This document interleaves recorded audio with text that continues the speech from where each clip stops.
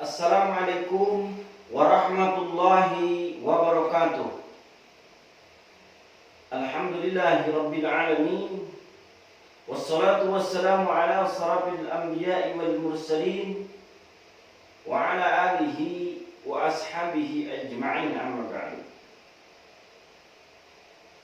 Puji dan syukur marilah kita panjatkan kepada Allah yang maha mengetahui apa yang terjadi di langit dan di bumi. Salawat serta salam semoga terlimpah curah kepada junjungan kita Nabiyana Muhammad sallallahu alaihi wasallam. Tak lupa kepada keluarganya, para sahabat, pada tabi'in, atba'ut tabi'in, sampai kepada kita.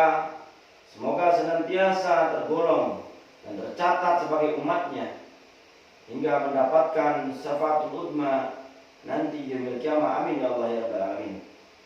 Baik teman-teman pembelajar sekalian, khusus siswa-siswi PKBM Insan Desa, khusus ini untuk pelajaran untuk kesetaraan atau paket C. Kita akan lanjut kepada materi bab yang kedua terkait dengan busana. Berbusana muslim dan muslimah cermin kepribadian dan keindahan. Mari kita lihat teman-teman sekalian di gambar di layar. Bagian alirnya kita lihat. Berbusana muslim dan muslimah merupakan cermin kepribadian dan keindahan tentunya. Ya. Berbicara busana ini teman-teman yang akhwat, yang perempuan biasanya lebih senang gitu ya. Berbicara busana. Tapi dengan teman-teman yang akhwan juga jangan lupa tetap ya harus mencerminkan pakaian itu yang syar'i. Jangan sampai nanti teman-teman pas keluar atau dalam keadaan sholat apalagi menggunakan casual yang pas ruku itu kelihatan gitu ya, kelihatan. Jangan sampai seperti itu. Tolong teman-teman juga jaga untuk cara berpakaiannya seperti itu ya. Berpakaian sesuai dengan ketentuan syariat Islam dalam kehidupan sehari-hari ya, ada perintah untuk menutup aurat ya. Terus juga memahami aurat dan batasan-batasannya, memahami dalil menutup aurat. Juga makna busana muslim-muslimah, maknanya menunjukkan perilaku berbusana muslim-muslimah, membiasakan berperilaku berbusana muslim-muslimah dalam kehidupan sehari-hari. Ya, tentu ini konsep ya, ini bicara konsep. Bagaimana kita juga harus mengetahui dalil ya, dan juga perilaku sehari-hari kita tentang berpakaian syar'i. Mari kita lihat contoh yang berikut ini seperti di layar, teman-teman bisa lihat. Tren sekarang banyak perempuan berbondong-bondong menggunakan hijab. Coba ada pendapat kalian, tolong bisa dituliskan di kolom komentar nantinya ya, teman-teman. Ya. Bagaimana sekarang itu berbondong-bondong para perempuan-perempuan itu menggunakan hijab. Tapi ada kalanya berhijab itu tidak syar'i. Gitu ya. Ada kalanya tidak syar'i. Jadi kalau yang syar'i itu tidak menampakkan lekuk tubuhnya. Kalau yang syar'i dia tidak menampakkan lekuk tubuhnya. Itu yang membedakan syar'i dan tidak syar'i. Ini silakan pendapat kalian. Bisa baik, bisa juga mungkin kritik, bisa juga saran dan lain sebagainya. Silakan tulis di kolom komentar teman-teman nanti di kanal YouTube PKBM Insan Desa.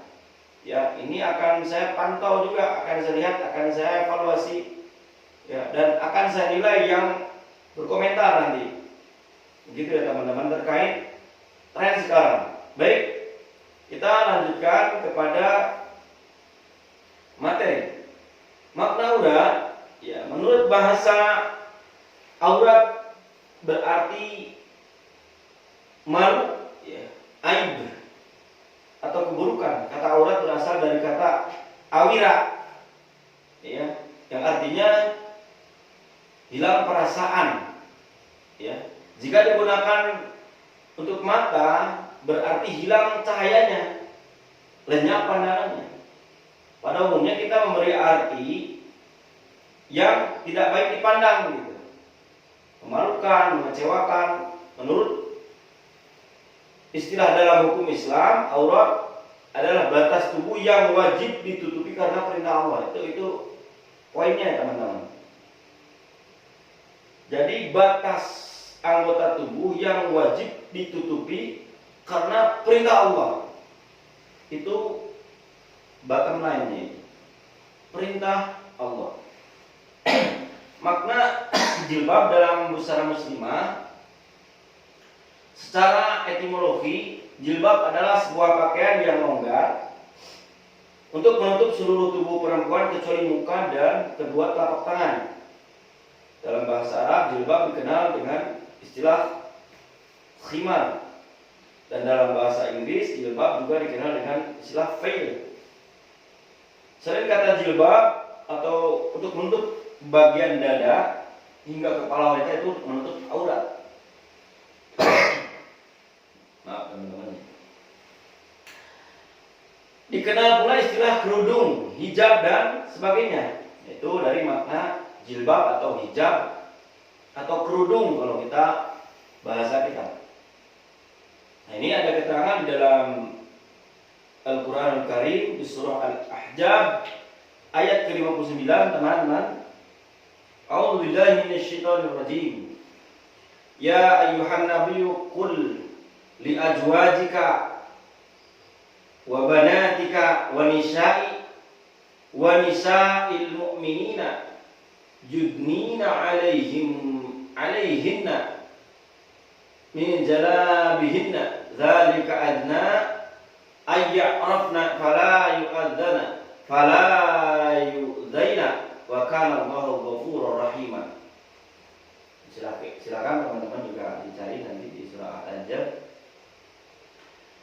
Allah berfirman, wahai Nabi, katakanlah kepada istri-istrimu, anak-anak perempuanmu dan istri-istri mukmin, hendaklah mereka menutupkan jilbabnya ke seluruh tubuh mereka. Sungguh yang demikian itu agar mereka lebih mendahulukan, ya, atau memudahkan untuk dikenali sehingga mereka tidak diganggu. Dan Allah Subhanahu wa taala Maha Pengampun lagi Maha Penyayang, ya. Jadi di sini Nabi langsung diperintahkan kepada keluarganya, kepada anak-anaknya dan juga seluruh mukmin mukminat termasuk kita untuk menggunakan hijab, ya, terkhusus ini untuk para perempuan tentunya. Laki-laki jangan pakai hijab, ya. Laki-laki di peci atau tidak pun tidak masalah, asalkan pas sholat bisa paling tidak mengusap atau kepala atau rambut tidak menutup pada kening, gitu ya. Itu teman-teman. Nah, ini untuk terapan perilaku mulia, buah dari busana yang baik biasanya menumbuhkan minimal 5, ya teman-teman, 5 poin. Yang ke satu, sopan santun dan ramah tamah. Yang kedua, jujur dan amanah. Yang ketiga, gemar beribadah. Ini dari pakaian, ya teman-teman. Nomor 4, gemar menolong sesama. Nomor 5, menjalankan amar ma'ruf dan nahi munkar. Teman-teman, ini sebagai penutup dari materi busana. Ini ada rangkuman materi, ya. Paling tidak ada 6 poin. Dari menutup aurat, kewajiban, ya, dari agama Islam, tentu agama yang kita anut, bahwa diperkuat di dalam Al-Quran dan hadis Nabi juga banyak, ya. Terus yang kedua juga kewajiban menutup aurat memang disyariatkan untuk kepentingan manusia itu sendiri, bagi wujud kasih sayangnya dan berdasarkan Allah terhadap kemaslahatan hambanya di muka bumi. Yang tiga, kewajiban bagi kaum mukminah, ya, untuk menggunakan jilbab penutup aurat kecuali terhadap beberapa golongan, ya, di antaranya ada yang dikecualikan. ketiga dan selanjutnya ya, yang keempat, hadis dari Ummu Atiyah berisi anjuran kepada setiap muslim untuk menghadiri salat Idul Fitri, Idul Adha meskipun sedang haid dan dipingit. Itu mungkin keterangan lain ya. Dan selanjutnya silakan teman-teman juga baca yang kelima dan keenam. Ya, kata dari saya untuk materi kali ini dicukupkan sekian. Mohon maaf apabila ada salah-salah kata. Insya Allah kita bertemu dalam materi selanjutnya. Saya tutup materi kali ini. Alhamdulillahirrahmanirrahim. Wallahul muwaffiq ila aqwamit thoriq. Wassalamualaikum warahmatullahi wabarakatuh.